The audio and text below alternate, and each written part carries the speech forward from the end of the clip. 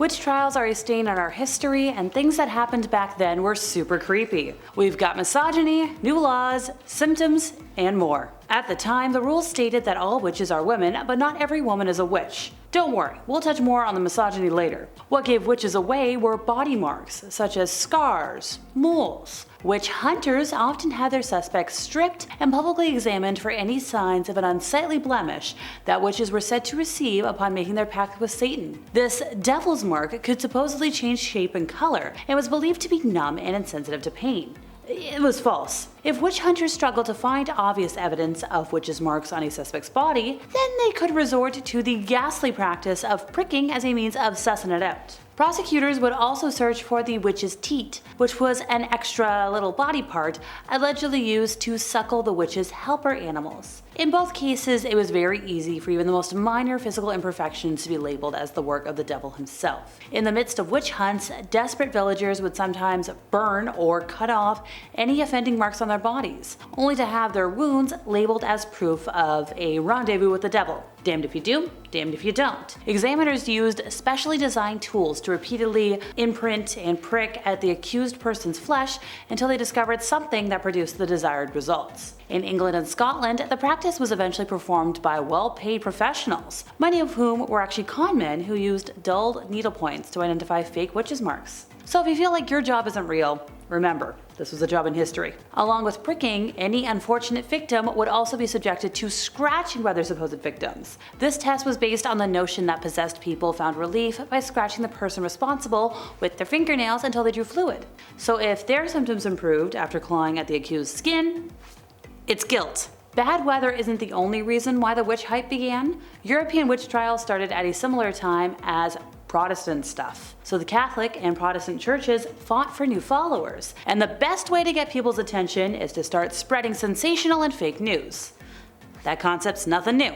The Salem Witch Trials actually might have been caused by a whole rotten crop of rye. So grains that have been damaged or stored in a damp environment can develop certain fungi. And when eaten, these little buggers cause psychosis, hallucinations, vertigo, upchucking, gangrene, and more. In today's modern age, if bread looks funky, you toss it. But back then, people just ate it. Its victims can appear bewitched when they're actually just, floating pretty high. Ergot thrives in a cold winter followed by a wet spring. Victims of ergot might suffer twitches, spasms, cardiovascular troubles, more. If that sounds familiar, it is believed that ergotism played a large role in witch hunts, since the symptoms of ergot poisoning and the signs of bewitchment are practically identical. Also, witch hunts didn't really occur where people didn't eat rye.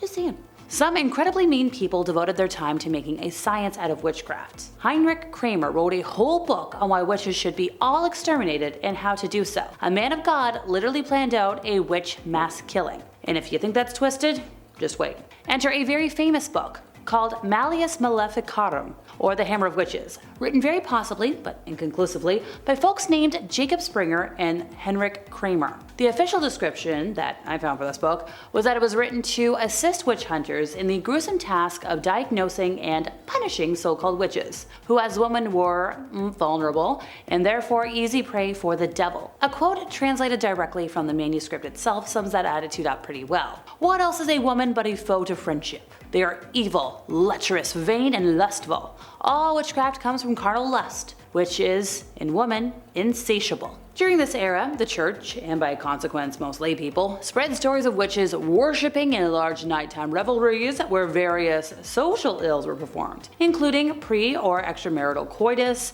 naked dancing, and gluttonous feasting on the flesh of the young. Some people at the time even believed that the devil himself would appear at the climax of the festival and participate in an unbridled climax act with all the witches in attendance. As a result, there was a sudden influx of brutally misogynistic witchcraft imagery, and artists were able to take advantage of the invention of the printing press to spread their material more widely than ever before. So this new obsession was both fueled and perpetuated by the printing revolution. For those who aren't familiar, the Inquisition was a branch established by the Catholic Church to identify and punish a lot of bad stuff throughout Europe and eventually the Americas. Its existence spanned for hundreds of years, and it became infamous for the severity of its torment and its persecution stuff. The most well-known iteration of the Inquisition was the Spanish Inquisition. Bet you weren't expecting expecting that. Anyway, it had been tormenting folks who didn't perfectly subscribe to Catholicism for decades. But it was the renewed fear of Satan and his occult that sparked the Inquisition's efforts to root out and punish the non-Catholic causes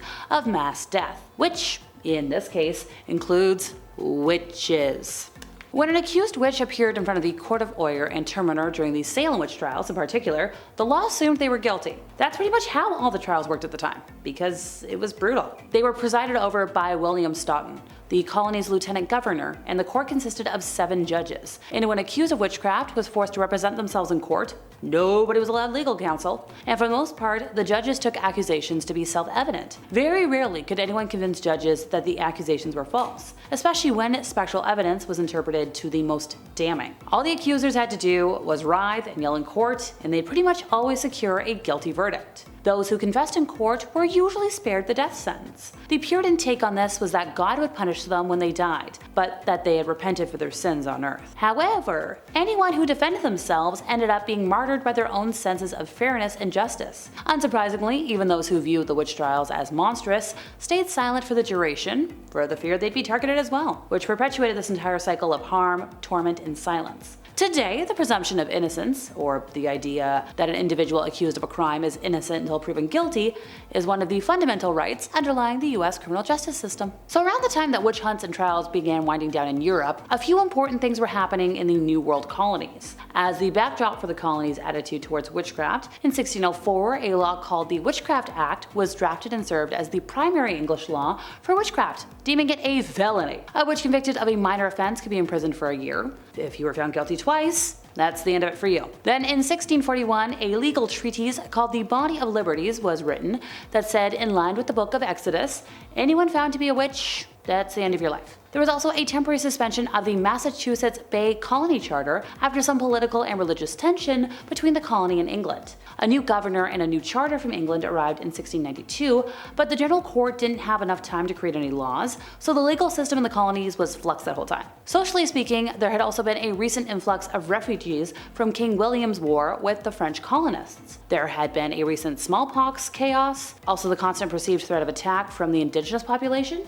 and none of this event accounts for the Puritans' religious and cultural beliefs. For example, if the crops failed, the devil was responsible, and those beliefs played a central role in the way the community self-governed. All of this, coupled with the growing rivalry with Salem town and between the leading families, created the perfect blend of suspicion, resentment, fear, and misery to spark, well, what we're talking about today. The after effects of the Salem Witch Trials were devastating. 141 people imprisoned, 19 people died, and 2 more also died from other causes directly related to the investigations. These witch trials would account for a quarter of all the people that were killed for the crime of witchcraft in the history of New England, and would furthermore prove to be the very last time anyone was ever legally accused of witchcraft in New England, as well as the last time in the history of the English. In addition, the Salem trials proved distinctive in that they implicated people from many walks of life that weren't always typically named in witchcraft trials. Church members, merchants, and even clergymen were both tried and killed as witches in 1692, and all of these deaths relied heavily on standards of evidence and trial procedures that were controversial, even at the time. Just as true today as it was a few centuries ago, fear-mongering really accelerated the accusations. People wanted to protect themselves, so they ratted out their own friends, neighbors, or anyone they didn't like. As if the lonely and misunderstood didn't have a hard enough life on their own, they were the most suspicious to crowds. No one cared about minorities or loners anyways. In Salem, for example, the first significant victim of the witch trials was Tituba, a slave from the Caribbean. She was taken from her tribe and forced into slavery, and that's where she learned her skills in witchcraft. When the head of her plantation passed, she was then inherited by Minister Samuel Parris, and that's when she got brought to Salem. So she was accused of practicing witchcraft by Abigail Williams and Elizabeth Parris, who happened to be the daughter of her owner. The girls were bewitched. It was believed that Tituba told them tales of voodoo and witchcraft and more. A neighbor of the Parris family, Mary Sibley, was like, okay, let's bake a witch cake. Let's reveal the name of the witches. So Tituba baked a rye cake, and when the symptoms shown by the young woman didn't pass, this was shown as evidence that Tituba possessed the powers of witchcraft. She was sent to jail in Boston to await trial and punishment on March 7th and was kind of stuck in jail until being sold to an unknown person for the price of her jail fees because her owner had refused to pay. Cheers folks, I've been Alexa. Keep buzzing on in here at Bumblebee.